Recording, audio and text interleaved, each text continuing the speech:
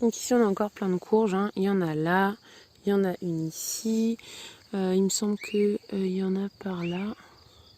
Là on a des salades qui sont en train de monter en graines, celles-là je les laisse parce que je les donne aux canards. Là-bas on a des haricots, ici normalement il y a un igname mais il est toujours pas sorti. Là-bas il y a du melon, de la pastèque, encore une petite courge tout là-bas minuscule qui a pas trop déragoté, pourtant je l'ai plantée il y a longtemps par rapport aux autres. Là il y en a une toute petite, voilà. On a beaucoup de pavots qui poussent tout seuls, des pavots de Californie, ça c'est pavot somniferum. Là-bas j'ai de la patate douce, ça c'est de la patate douce, et voilà, et là c'est surtout que des pommes de terre. Donc là en fait on est juste à côté du tas de compost, hein. J'étais là il y a 2 secondes, me revoilà passé de l'autre côté. Alors ici nous avons de l'épine vinette pourpre qui fait des petites baies, hop là. Ensuite ici nous avons pas mal de haricots encore parce qu'il vous en faut beaucoup de pieds, hein, donc quand c'est éparpillé comme ça il en faut beaucoup.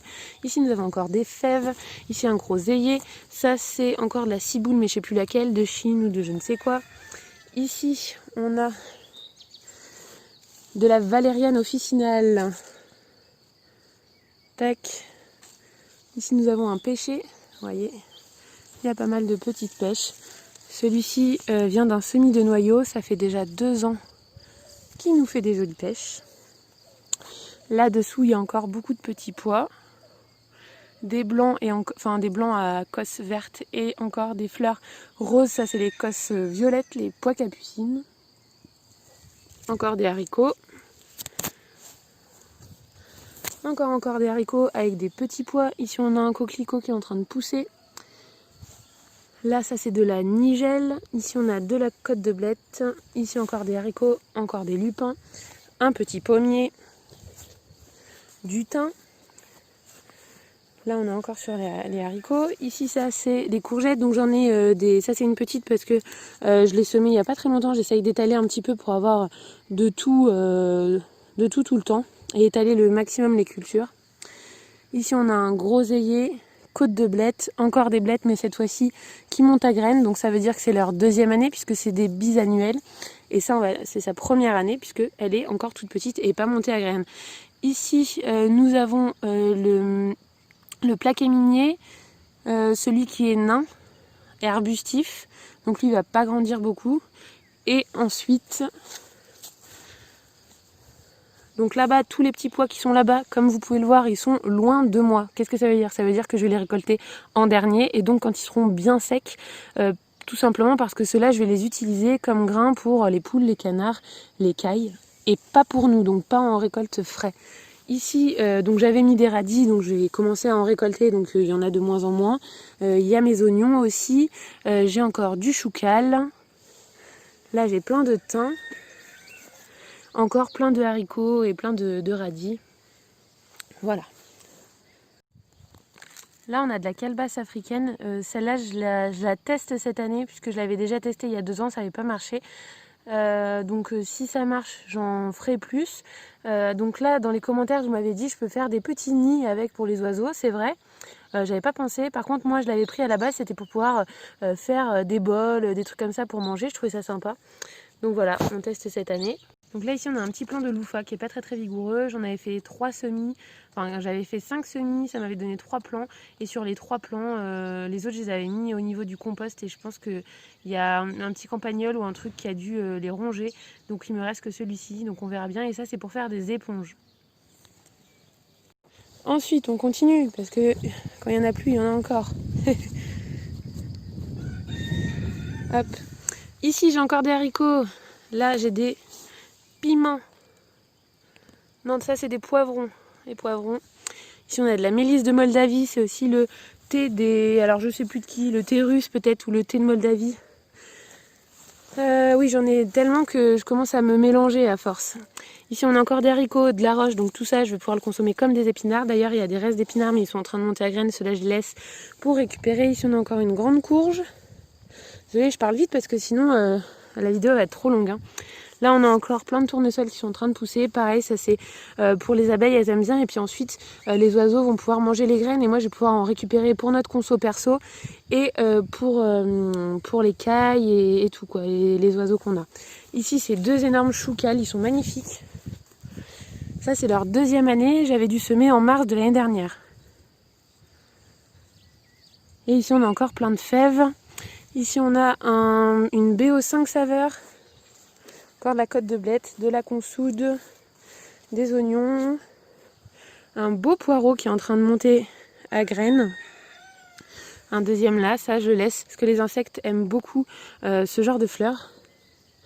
Et ici on le voit pas mais on a un arbre à salade qui il a du mal, je sais pas pourquoi. Il a vraiment du mal à pousser.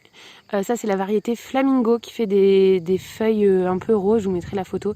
Et les feuilles se mangent en salade ou se cuisinent, vous poussez à le goût d'oignon en fait.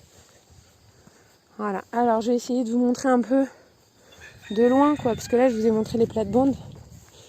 Mais pour vous rendre compte, hop, ah oui là ça fait différent. Hein. Donc là on est arrivé par ici. Là il y a les 4 carrés potagers. Là il y a le truc d'écaille. Là c'est le fouillou avec le poirier et tout. Là c'est ce que je viens de vous montrer à l'instant. Ici c'est toute la bande des tomates avec les coquelicots. Là c'est le tour des petits pois. Les haricots. Là c'est là où j'ai fait tous les 1000 pas. Du maïs il y en a à droite. Je ne vous l'ai pas toujours montré mais il y en a en fait caché un peu partout. Dans toutes les plates-bandes. Ça c'est ma petite marche d'enfant parce que je m'assois dessus en fait quand je plante des trucs ou quand j'arrache la mauvaise herbe. Oui parce que ça m'arrive d'arracher la mauvaise herbe. Le chien-dent, en fait le chien-dent c'est une des rares mauvaises herbes qui m'énerve parce que vraiment pour moi elle me sert pas dans mon jardin. Donc celle-là je l'enlève. Les autres je laisse à peu près. Ici c'est là où il y a le pêcher, le petit pommier et puis plein de haricots et tout. Et là on a encore cette zone avec encore un pommier, l'arbre au faisan, etc. Et puis derrière là le gros fouillou. Voilà. Et donc ici on a l'enclos des canards, les ruches. Ici c'est la sortie de fosse septique. Donc c'est pour ça qu'on a laissé un petit peu tout pousser. Mais là j'ai planté une gunéra. Je sais pas si vous savez ce que c'est.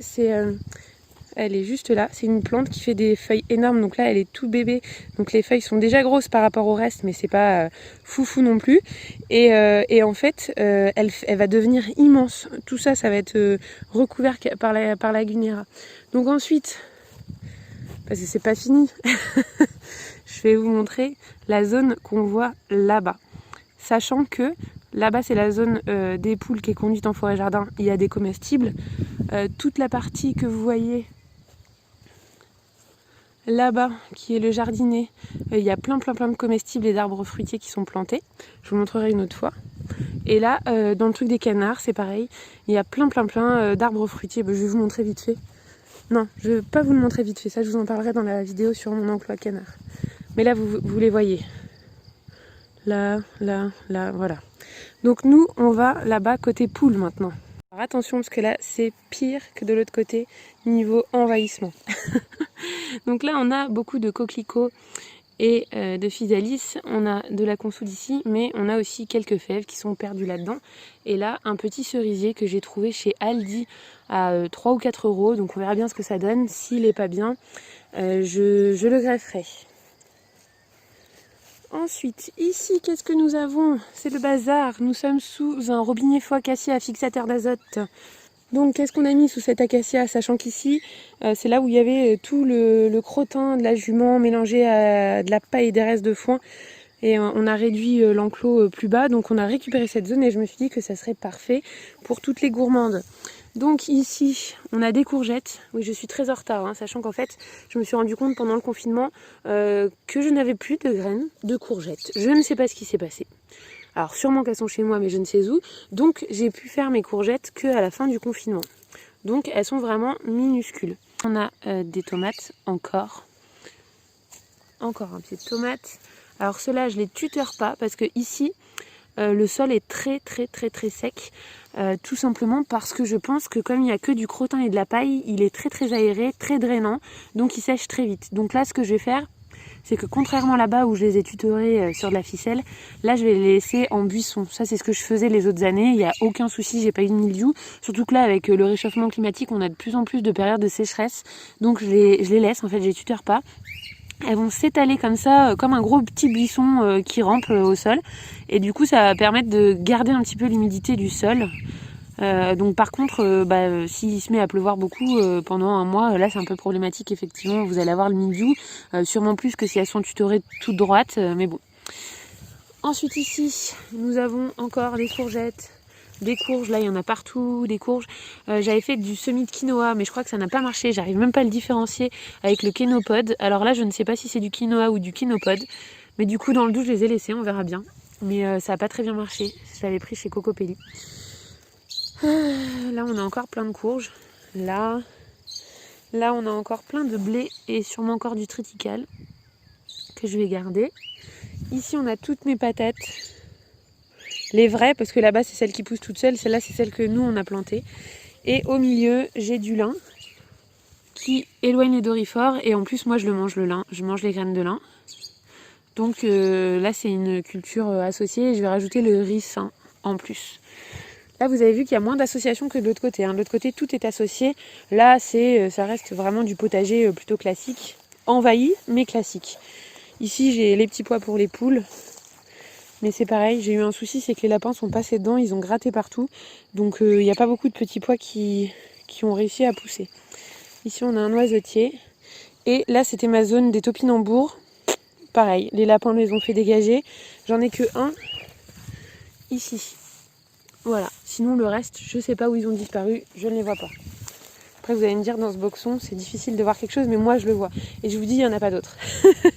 Ici des navets, j'aime pas, ça tombe bien, il n'y en a que 3 ou 4. Ici on a encore des oignons. Et là on a encore des pommes de terre. On mange beaucoup de pommes de terre. Voilà, sachant que ça c'est pour deux personnes en fait. Et voilà, je pense que je vous ai tout montré pour la partie vraiment purement potagère. Le reste, c'est plutôt du fruitier, des aromatiques qui sont mélangés dans les parterres de fleurs. Mais vraiment de la potagère pure annuelle, c'est tout là en fait, c'est tout ce que je vous ai montré. Alors, il y a des choses qu'on n'a pas beaucoup. Les choux, j'aime pas en fait, c'est pour ça. J'aime pas les choux. Voilà, tout ce qu'on n'a pas en grande quantité, c'est qu'on n'aime pas. Bon, on est des jardiniers un petit peu difficiles.